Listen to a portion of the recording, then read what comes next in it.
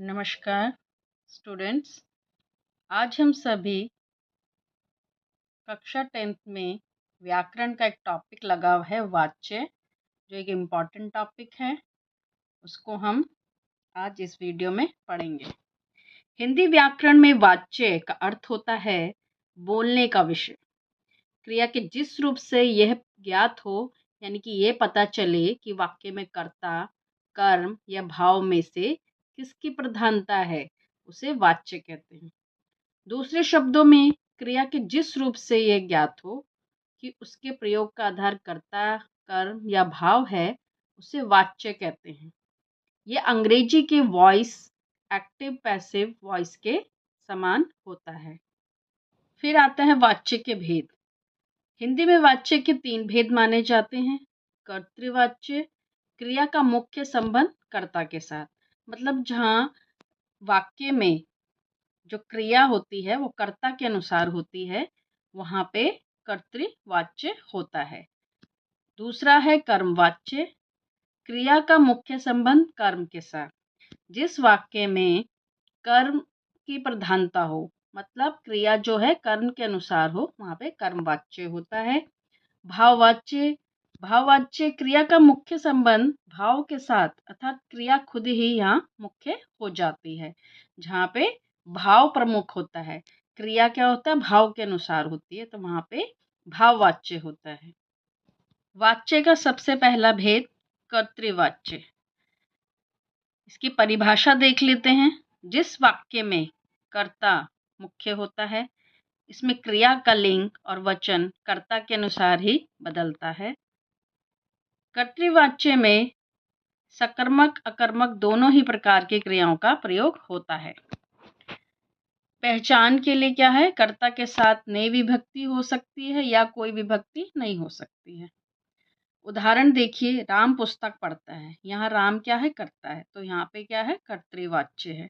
अन्य उदाहरण देख लेते हैं। रमेश केला खाता है, दिनेश पुस्तक पढ़ता है, माँ ने खाना बनाया, राम विद्यालय जाता है। यहाँ सेंटेंस में देखिए रमेश, दिनेश, माँ और राम, ये यहाँ सब ये कर्ता हैं, तो कर्ता यहाँ पे प्रमुख हैं, तो यहाँ पे कर्तृवाच्य होगा। वाच्य का दूसरा भेद कर्मवाच्य। जिस वाक्य में कर्म की प्रधानता होती है, इसमें क्रिया का लिंग और वचन कर्म के अनुसार होता है। कर्मवाच्य में क्रिया सदैव सकर्मक होती है। ध्यान रखिएगा कि कर्मवाच्य में क्रिया हमेशा सकर्मक होती है। अकर्मक सकर्मक क्रिया के बारे में पहले भी बताया जा चुका है कि सकर्मक क्रिया वहाँ होती है जहाँ पे क्या क्वेश्चन करने पे आपको आंसर मिलता है, तो वहाँ पे सकर्मक क्रिया होती है। जैसे राम के द्वारा पुस्तक पढ़ी जाती है, तो क्या पढ़ी जाती है, राम के द्वारा पुस्तक पढ़ी जाती है, तो क्या क्या आंसर मिल रहा है यहाँ पे, तो यहाँ पे सकर्मक क्रिया होगी। तो हमेशा कर्मवाच्य में सकर्मक क्रिया होती है। पहचान क्या है, इसमें से, द्वारा या के द्वारा का प्रयोग होता है। उदाहरण देख लेते हैं। राम के द्वारा पुस्तक पढ़ी जाती है, तो राम के द्वारा पुस्तक पढ़ी जाती है, द्वारा लगा है यहाँ पे, राम के द्वारा पुस्तक पढ़ी जाती है। जहाँ पे द्वारा के द्वारा आपको दिख रहा है वाक्य में, वहाँ पे कर्मवाच्य होगा। अन्य उदाहरण देख लेते हैं। मोहन के द्वारा लेख लिखा जाता है, हलवाई द्वारा मिठाइयाँ बनाई जाती हैं, चित्रकार द्वारा चित्र बनाया जाता है, रूपाली द्वारा कढ़ाई की जाती है। यहाँ वाक्य में के द्वारा और द्वारा का प्रयोग हुआ है, तो यहाँ पे कर्मवाच्य होगा। वाच्य का तीसरा भेद भाववाच्य।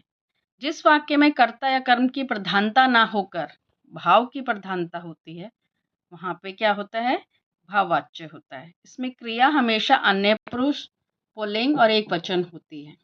भाववाच्य में क्रिया सदैव अकर्मक होती है। ध्यान दीजिएगा, भाववाच्य में क्रिया हमेशा अकर्मक होती है।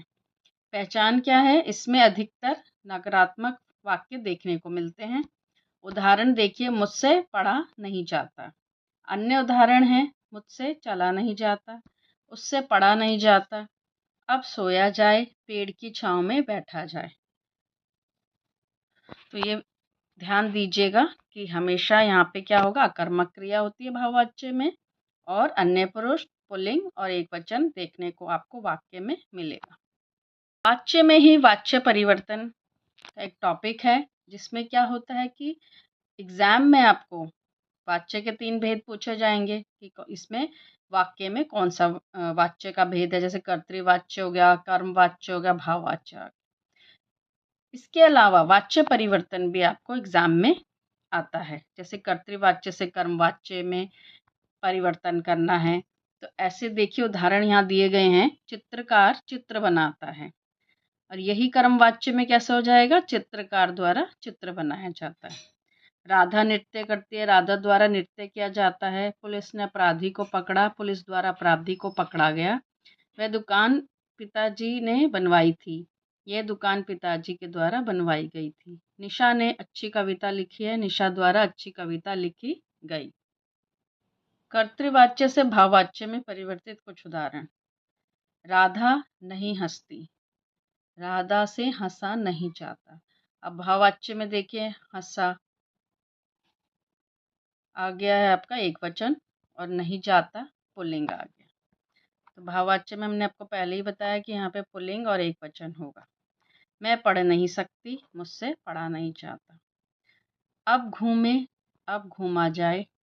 मजदूरों ने ईंट नहीं उठाई, मजदूरों से ईंट उठाई नहीं जाती। बूढ़ी माँ चल नहीं सकती, बूढ़ी माँ से चला नहीं जाता। आशा करती हूँ कि वाच्य का ये टॉपिक आपको अच्छे से समझ आया होगा, जो बोर्ड के एग्ज़ाम में आपको पूरे के पूरे नंबर दिलाता है। ये नंबर आपने बिल्कुल भी मिस नहीं करने हैं। एक क्वेश्चन आपसे स्क्रीन में ये पूछ रही हूँ कि राम द्वारा आम खाया जाता है, मैं वाच्य में का कौन सा भेद है, कमेंट करके ज़रूर बताइएगा। धन्यवाद। Please like, share and subscribe my channel.